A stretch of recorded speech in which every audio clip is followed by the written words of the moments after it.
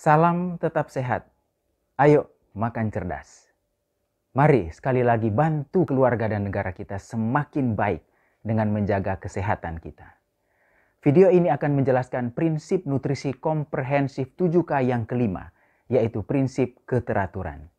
Prinsip ini mengajarkan kita untuk makan teratur, makan di jam yang sama setiap hari, dan jangan makan di antara jam makan bila kebutuhan makan sudah terpenuhi.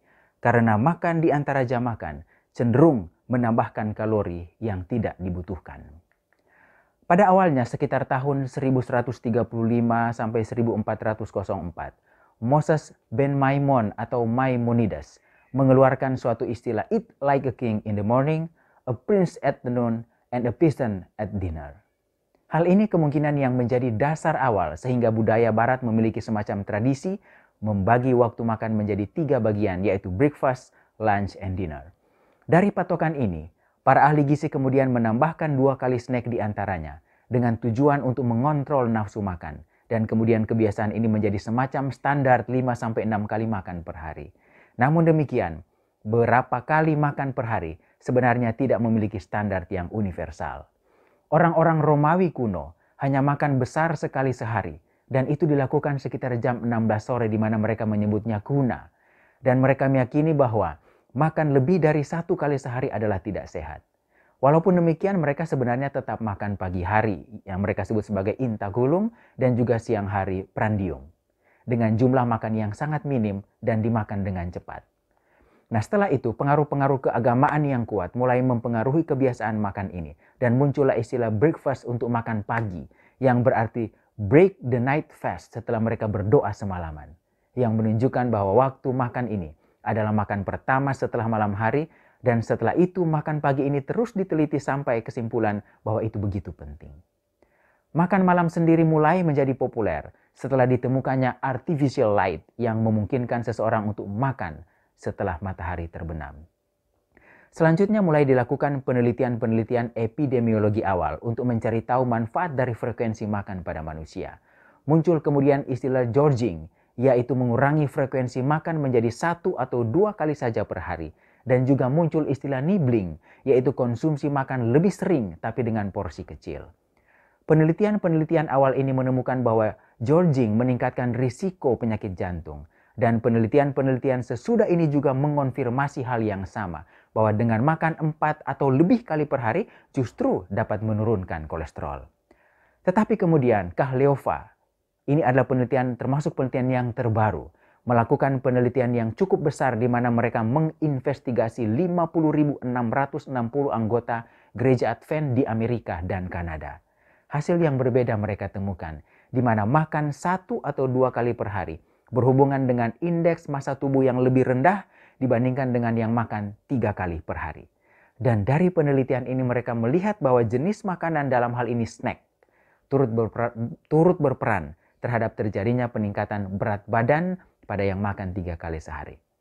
Mereka menemukan juga bahwa berapa lama puasa pada malam hari juga berpengaruh.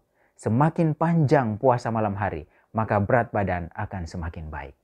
Berdasarkan penelitian ini, maka diambil kesimpulan bahwa manfaat sehat dari pengaturan jadwal makan merupakan hasil dari kombinasi yang tepat antara waktu, frekuensi, dan puasa malam hari. Dan kemudian dikaitkan dengan proses hormonal, irama sirkadian, dan berkurangnya stres oksidatif. Secara garis besar, hasil penelitian ini menunjukkan bahwa makan 1-2 kali per hari jauh lebih baik dari makan 3 kali atau lebih per hari. Sekarang pertanyaannya, bagaimana hubungan antara penelitian ini dengan penelitian-penelitian sebelumnya yang justru menyatakan sebaliknya? Hasil-hasil yang tidak sama dari penelitian-penelitian ini akhirnya menyebabkan satu kesimpulan, yaitu bukan frekuensi makan yang penting, tetapi keteraturan atau regular meals pattern. Seringkali pola makan yang tidak teratur justru terjadi pada orang-orang yang hanya makan 1 atau 2 kali sehari. Dan akhirnya menyebabkan terjadinya peningkatan berat badan, meningkatkan hormon rasa lapar, dan akhirnya menyebabkan gangguan metabolik dan meningkatkan risiko penyakit tidak menular. Sementara itu, frekuensi makan 1 atau 2 kali tetapi dengan waktu yang regular atau waktu yang tetap justru dapat menurunkan risiko peningkatan berat badan. Dari penelitian-penelitian ini dapat disimpulkan bahwa frekuensi makan saja 1, 2, atau 3 atau lebih kali per hari tidak akan menghasilkan outcome yang diharapkan. Mengapa penelitian-penelitian tentang frekuensi makan yang kecil 1, 2, atau 3 kali tidak menghasilkan sesuatu yang diharapkan? Karena biasanya orang yang justru makan dengan frekuensi makan yang kecil ini tidak sarapan pagi, makan siang terlalu ringan, makan malam terlalu berat, terlalu sedikit makanan, yang akhirnya hal-hal ini menyebabkan kontrol metabolik yang kurang baik. Dari berbagai penelitian ini menyimpulkan bahwa pengaturan makan yang paling berperan penting, walaupun bukan satu-satunya, adalah waktu makan yang tetap. Karena meal timing ini dapat menyinkronisasi circadian rhythm dan peripheral cellular clock, jam-jam biologis di organ-organ tubuh, kapan dihasilkan enzim tertentu, kapan dihasilkan hormon tertentu, dan lain sebagainya. Sehingga secara tidak langsung, waktu makan ini akan mempengaruhi terjadi atau tidak terjadinya penyakit dan untuk kontrol berat badan. Nah sekarang, bila waktu makan dianggap yang terbaik, pertanyaannya berikutnya adalah mana yang terbaik? Waktu makan 1, 2, atau 3 kali per hari? Atau apakah prinsipnya hanya less is better? Penelitian-penelitian selanjutnya menyatakan bahwa ada satu faktor lagi yang harus diperhitungkan, yaitu faktor lamanya atau panjangnya waktu tidak makan atau fasting period di antara jam makan. Sederhananya adalah jarak antara jam makan. Para ahli menyebutnya sebagai fasting atau puasa. Jadi yang disebut dengan puasa dalam ilmu nutrisi bukan saja puasa seperti yang kita ketahui, yaitu tidak makan seharian. Tetapi tidak ngemil juga masuk dalam definisi puasa ini. Jadi, definisi puasa adalah tidak memasukkan makanan atau kalori dalam bentuk apapun dalam rentang waktu spesifik tertentu. Penelitian-penelitian ini justru menyimpulkan bahwa puasa atau jarak antara jam makan 6-8 jam sehari akan memberikan manfaat kesehatan yang lebih baik.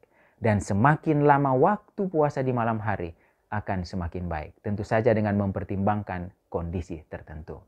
Hal ini terjadi melalui satu mekanisme pembatasan kalori dengan manfaat mencegah terjadinya diabetes, kanker, penyakit jantung, penyakit saraf, mencegah obesitas, hipertensi, asma, dan peradangan sendi.